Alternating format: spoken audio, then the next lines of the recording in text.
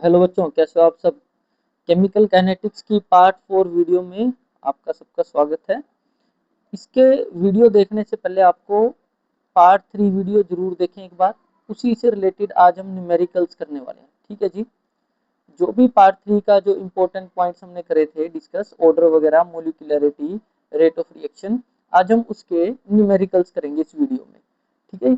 तो step wise हम चल रहे हैं, बिल्कुल आप हर स्टेप को स्टेप वाइज, वीडियो को स्टेप वाइज देखो। पार्ट 1, पार्ट 2, पार्ट 3, आज पार्ट 4 हम करेंगे, तो आपने स्टेप वाइज फॉलो करना है वीडियो को, ठीक है जी। तो देखते हैं, फर्स्ट न्यूमेरिकल चेक करते हैं एक बार। यहाँ पे साइड में देखो, जो मैं हाईलाइट कर रहा हूँ, क्वेश्चन नंबर 14। हाँ जी, क्वेश्चन नंबर 14 में क्या गिवन है। क्वेश्चन नंबर 14 में एक रिएक्शन दे रखी है। क्या रिएक्शन दे रखी है, मैं लिख देता हूँ रिएक्शन को। क्या रिएक्शन है, 2H2O2 गिव राइज टू के ऊपर है आई नेगेटिव, और कोई मीडियम दे रखा है, अल्कलाइन मीडियम है, ठीक है जी। और प्रोडक्ट हमारे पास बन रहे हैं 2H2O प्लस O2। साथ में क्या पूछ रहा है वो, अब पूछ रहा है फर्स्ट रिएक्शन। यहाँ पे इसके दो स्टेप दे रखे हैं, दो स्टेप दे रखे हैं। क्या स्टेप है, फर्स्ट स्टेप हमारे पास दे रखा है H2O2 plus I negative give rise to H2O plus IO negative, ये दे रखा है स्लो स्टेप, ठीक है जी। और सेकंड स्टेप क्या दे रखा है, H2O2 plus IO negative give rise to H2O plus I negative और प्लस O2, ये दे रखा है फास्ट स्टेप, ठीक है जी। ये कोई रिएक्शन दे रखी है जी, ये कोई रिएक्शन दे रखी है और इसके टू स्टेप्स दे रखे हैं, दो स्टेप में रिएक्शन हो रही है। तो हम समझ गए दो स्टेप में रिएक्शन हो रही है, तो इट मीन से कैसी रिएक्शन हुई, बताओ जल्दी से बताओ, कौन सी रिएक्शन हुई है, कम्प्लेक्स रिएक्शन है, ठीक है जी। कैसी रिएक्शन हुई, कम्प्लेक्स रिएक्शन। कम्प्लेक्स रिएक्शन है क्योंकि मल्टीपल स्टेप्स में हो रही है, स्टेप 1, स्टेप 2। अब आगे क्या पूछ रहा है वो इस रिएक्शन में, कह रहा है राइट द रेट लो। ये क्वेश्चन पार्ट 1 इसका जो मैं टिक किया, जिसको write the rate law for this reaction, rate law लिखना है इस रिएक्शन के लिए। रेट लो क्या बनेगा इस रिएक्शन के लिए, तो रेट लो कल हमने डिस्कस करा था। रेट लो हमारे पास जब भी दो स्टेप्स होते हैं, तो एक दो स्टेप्स में से एक स्टेप स्लो होगा, दूसरा स्टेप कैसा होगा, फास्ट। तो जो स्लोएस्ट स्टेप होता है, ठीक है जी, कल लास्ट वीडियो में हमने डिस्कस करा था कि जो स्लोएस्ट स्टेप है वही रेट डिटरमिनिंग स्टेप है, रेट डिटरमिनिंग स्टेप, ठीक है जी। इस बात को ध्यान रखना है आपने कि जो स्लोएस्ट स्टेप है, स्लो स्टेप है, वही रेट डिटरमिनिंग स्टेप है। तो रेट डिटरमिनिंग स्टेप है, तो इट मींस रेट क्या होगा, रेट इज इक्वल टू के। तो इसके रिएक्टेंट्स क्या है स्लो स्टेप में, H2O2 और साथ में H2O2 के आगे 1 है तो हम 1 लगा देंगे यहाँ पे। चाहे ना भी लिखो 1, कुछ नहीं लिखोगे तो 1 ही माना जाएगा। और साथ में क्या है, आई नेगेटिव, ठीक है जी। आई नेगेटिव के आगे भी कुछ नहीं है तो 1 है, इट मीन।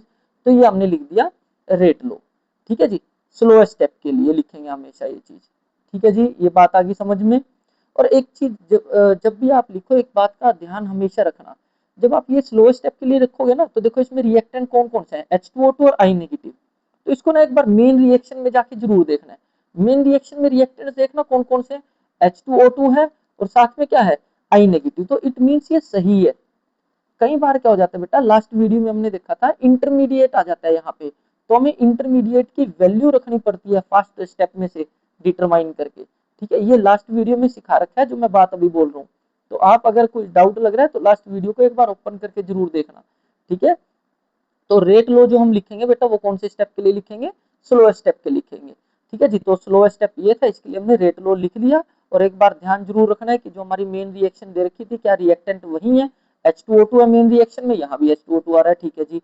आई नेगेटिव है मेन रिएक्शन में, यहाँ पे भी आई नेगेटिव आ रहा है, तो ठीक है, मतलब करेक्ट है, ठीक है। चलो जी, नेक्स्ट पॉइंट देखते हैं क्या बोल रहा है इस रिएक्शन में।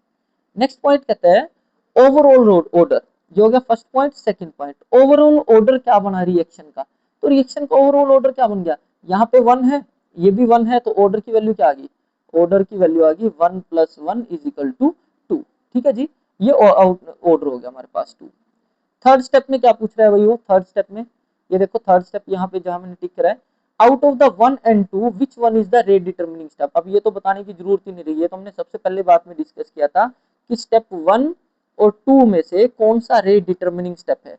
तो कौन सा है भाई rate determining step, slowest step, ठीक है जी। स्लोएस्ट स्टेप, स्लोएस्ट स्टेप ही कैसा होगा, रेट डिटरमिनिंग स्टेप होगा, ठीक है जी, ये बात सबको समझ आ गई, क्लियर है। तो कोई अगर दिक्कत रहती है तो वीडियो को थोड़ा सा स्पीड कम करके या एक बार दोबारा से रिवाइंड करके देख लिया करो। ठीक है, मैं इसको रफ कर देता हूँ, नेक्स्ट क्वेश्चन करते हैं। तो इसका आपको स्क्रीनशॉट लेना है, ले लेना, मैं इसको रफ करने लग रहा हूँ। So,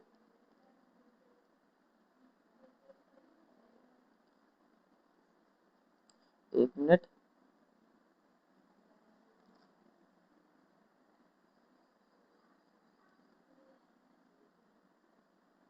one minute. हाँ जी, इतना आप नेक्स्ट क्वेश्चन देखो क्या है। क्वेश्चन नंबर 15 हमने करना है नेक्स्ट। क्वेश्चन नंबर 15 पे एक बार नजर मारो, तब तक जल्दी से ध्यान दो। Question number 15। हाँ जी, क्वेश्चन नंबर 15 ये क्या बोलता है नेक्स्ट क्वेश्चन में, कह रहा कोई रिएक्शन है, क्या रिएक्शन है जी, 15 नंबर क्वेश्चन है।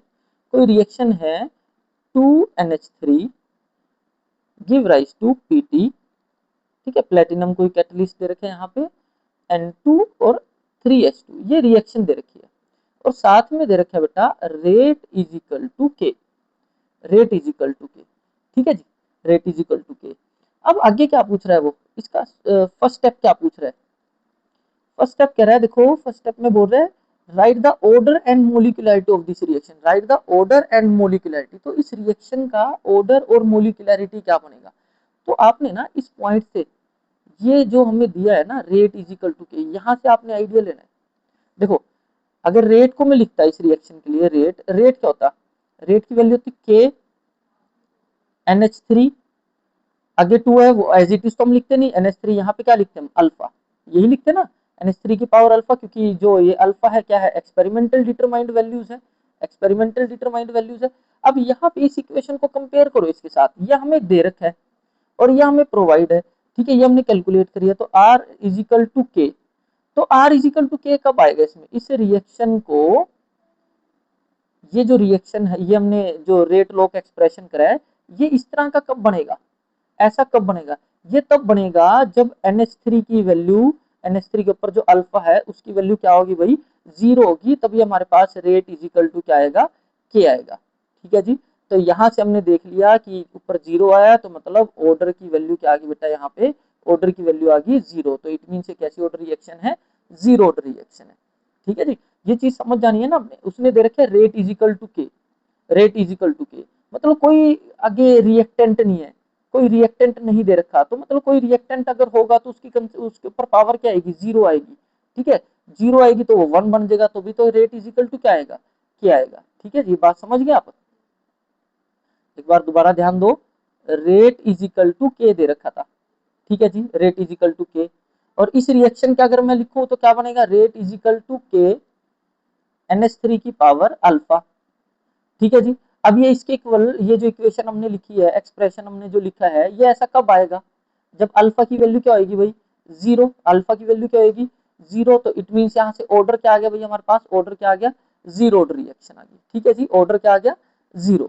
तो ये फर्स्ट स्टेप हो गया, साथ में उसने पूछ रखा है इसी क्वेश्चन में, ध्यान दो 15 क्वेश्चन में ऑर्डर पूछ रहा है वो, और साथ में क्या पूछ रहा है, मोलिकुलरिटी, मोलिकुलरिटी क्या बनेगी इस रिएक्शन के लिए, मोलिकुलरिटी, मोलिकुलरिटी क्या था बेटा, मोलिकुलरिटी था number of colliding particles, atoms, molecules, ठीक है जी, किसी रिएक्शन में कितने नंबर ऑफ मोलिक्यूल्स कोलाइड करें, तो ध्यान दो NH3 के आगे क्या है, 2 है, तो इट मींस मोलिकुलरिटी क्या होगी, 2 होगी, ठीक है जी, मोलिकुलरिटी क्या होगी, 2। ये बात हमने कल भी पढ़ी थी बेटा, लास्ट वीडियो में जो बात करी थी हमने कि ऑर्डर एक्सपेरिमेंटल डिटरमाइंड वैल्यू है, और जो मोलिकुलरिटी है वो कैसी वैल्यू है, थ्योरेटिकल वैल्यू होती है, ठीक है जी। तो सामने से हम देख लेंगे, NH3 का गेट 2 है तो मोलिकुलरिटी की वैल्यू भी 2 आ जाएगी, ठीक है। अब नेक्स्ट पॉइंट मैं इसको रफ करता हूँ थोड़ा सा, 1 मिनट।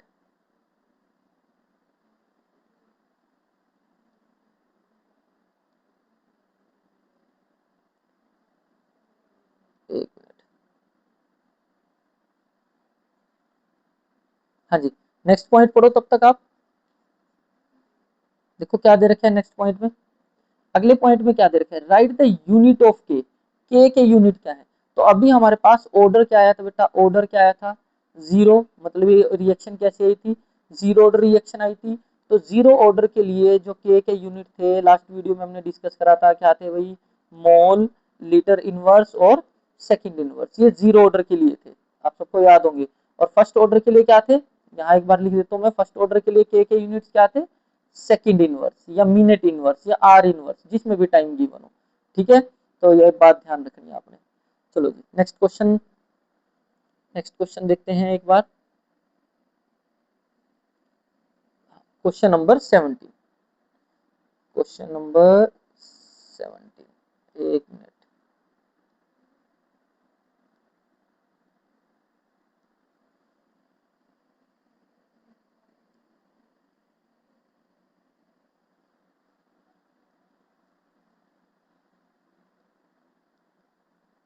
सॉरी फॉर दिस,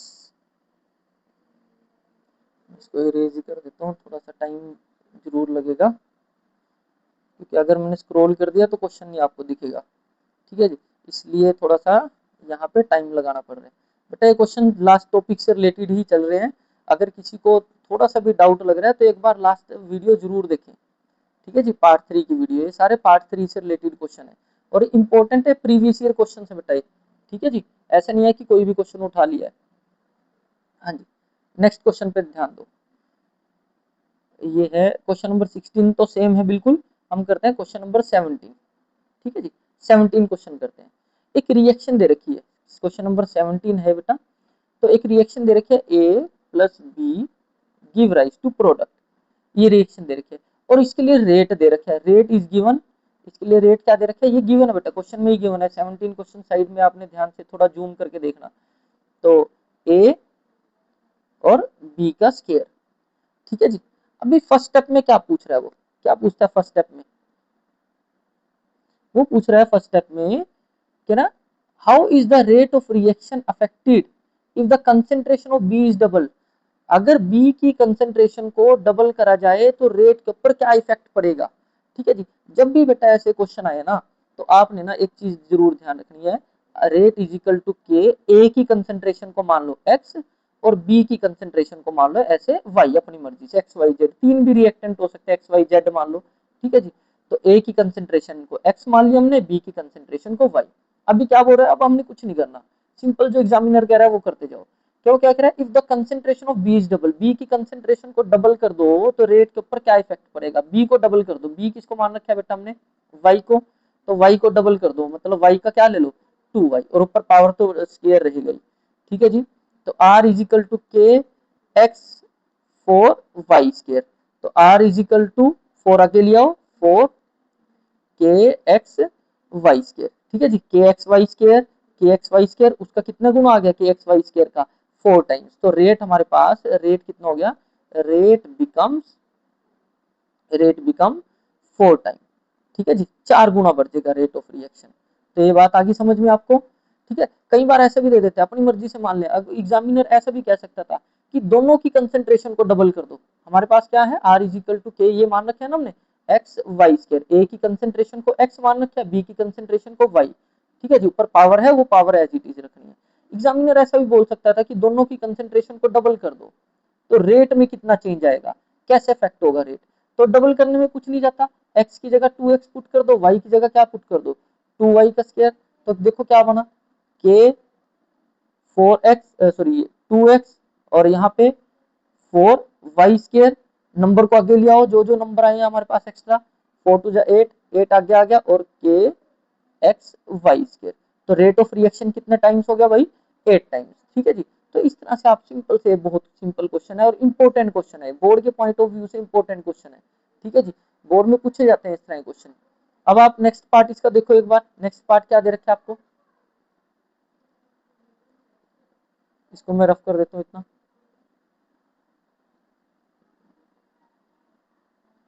एक मिनट, थोड़ा सा टाइम लग रहा है आज,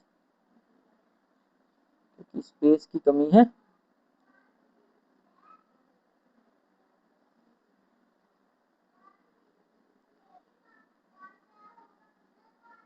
हाँ जी, नेक्स्ट क्वेश्चन देखते हैं।